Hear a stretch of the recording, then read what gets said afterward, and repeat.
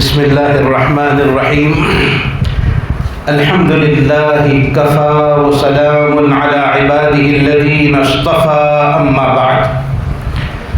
حاضرین مجلس، میرے دینی ایمانی بھائیوں، ابھی ہمارے دو عزیز بچوں نے بہت بہترین انداز میں نعت پاک پیش کی، جس میں پہلے نمبر پر جس طالب علم نے پیش کیا تھا اس میں ایک سبق دیا ہے کہ حضور اکرم صلی اللہ علیہ وسلم کی سیرت کو اپنا لینا چاہیے، اسی میں کامیابی ہے۔ میں اس کی مثال یہ دیا کرتا ہوں کہ کسی سمندر میں اگر کوئی کشتی کا سفر طے کر رہا ہو، سٹیمر میں بیٹھ کر سفر کر رہا ہو اور ایک ہوائی طوفان آ جائے اور کشتی ہچکولے لینے لگے اور سٹیمر کے ٹکڑے ہونے لگے، تو اندر سوار ہر شخص یہ کوشش کرے گا کہ لکڑے کا کوئی ٹکڑا میرے ہاتھ میں آ جائے اور میں اس پر سوار ہو کر کسی طرح کنارے تک پہنچ جاؤں۔ اگر یہ مثال آپ سمجھیں تو ساری دنیا میں اسی طرح کے طوفانی تھپیروں نے ہمیں بہت پریشان کر رکھا ہے۔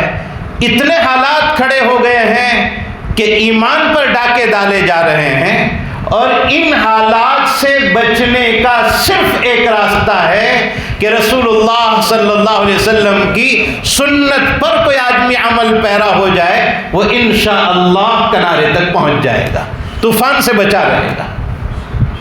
ہمیں نبی کریم صلی اللہ علیہ وسلم کی حیات مبارکہ سے کیا سیکھنا ہے؟ صرف ایک بات اس وقت آپ کے سامنے ذکر کرتا ہوں۔ ہمیں حضور کی زندگی سے بہت کچھ سیکھنا ہے۔ ایک بہت بنیادی بات کہ جس نے تکلیف دی ہو اسے معاف کرنا سیکھ لو۔ یہ بہت بڑی بات ہے۔ فتنے کتنے ختم ہو جائیں گے اگر ہم نے یہ بات عمل میں لے لی کہ جس نے تکلیف پہنچائی معاف کر دو اسے۔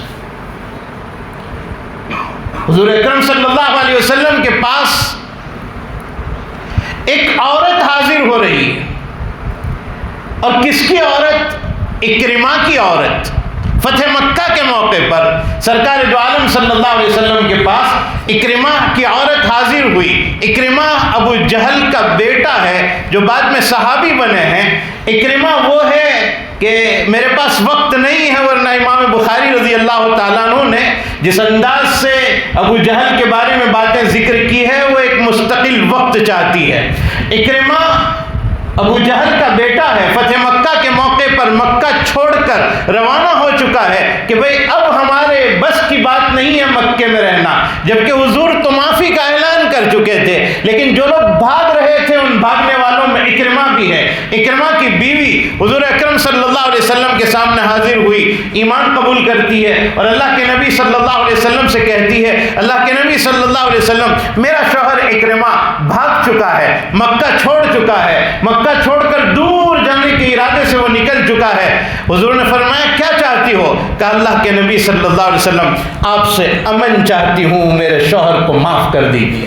حضور اکرم صلی اللہ علیہ وسلم نے ایسے مواقع پر ایک لمحے کے لیے یہ نہیں کہا ہے کہ کس کے لیے امان چاہتی ہو؟ وہ جس نے بدر میں فلاں کام کیا تھا، احد میں فلاں کام کیا تھا، خندق میں فلاں کام کیا تھا، اس کے لیے امن چاہتی ہو؟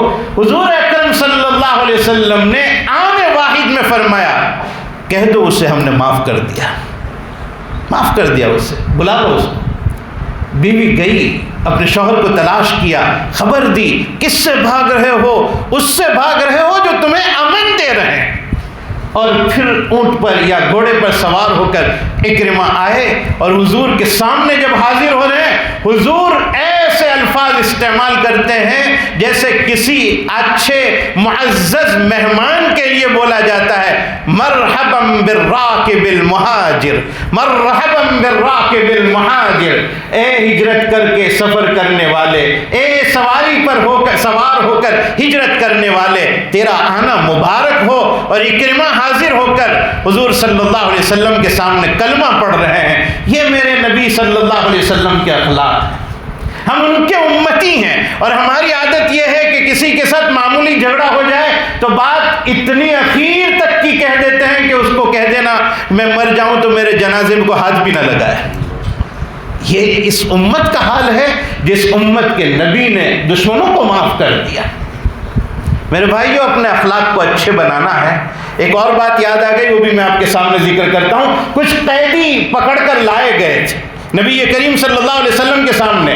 ان آنے والوں میں ایک نوجوان لڑکی تھی اور وہ حضور صلی اللہ علیہ وسلم سے کچھ بات چیت کرنا چاہ رہی تھی، اور اس کا نام صفانہ تھا۔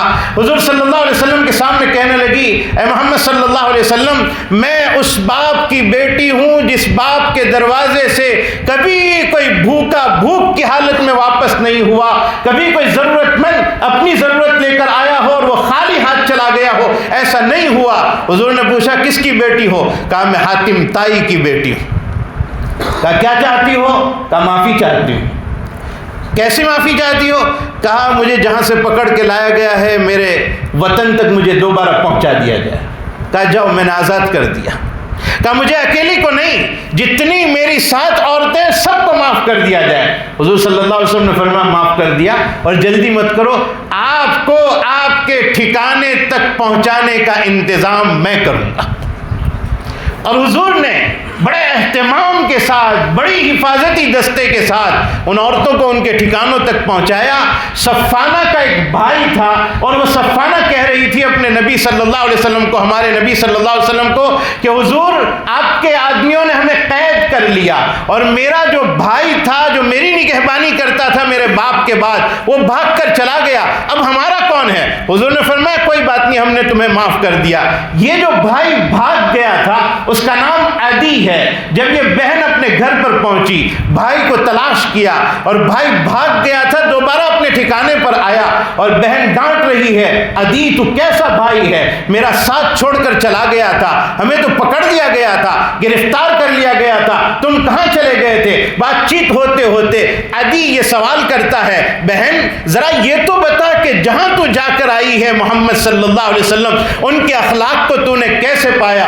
کہا بھائی کامیابی اسی میں ہے کہ ابھی حاضر ہو جاؤ محمد صلی اللہ علیہ وسلم کے پاس اور ان کی بات کو تسلیم کر لو۔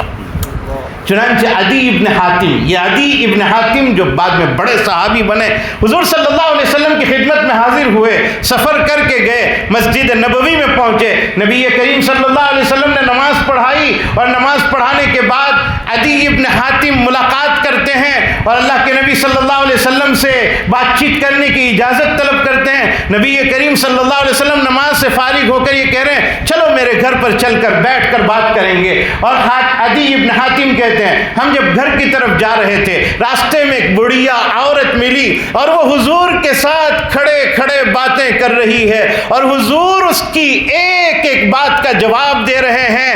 عدی ابن حاتم کہتے ہیں میرے ضمیر نے آواز دی ہے عدی یہ بادشاہ نہیں، واقعتاً یہ کوئی نبی ہے، یہ سچے نبی ہے صلی اللہ علیہ وسلم۔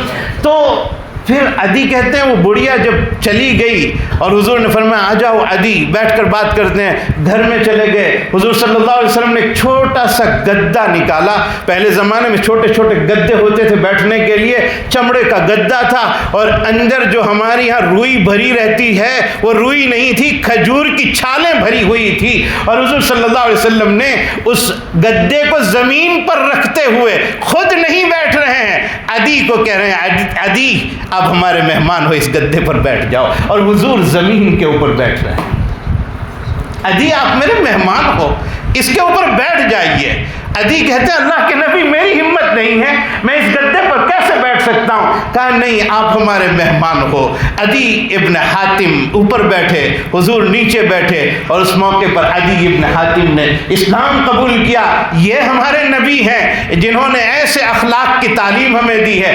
آج ہم کہاں بچھڑے چلے جا رہے ہیں، کہاں بکھرے چلے جا رہے ہیں، اور کن راستوں کو ہم نے اختیار کر لیا ہے جو سراسر مصائب والے راستے ہیں، سراسر پریشانی والے راستے ہیں۔ کامیابی ایک ہی راستے میں ہے، اور وہ سرکار دو عالم صلی اللہ علیہ وسلم کا راستہ۔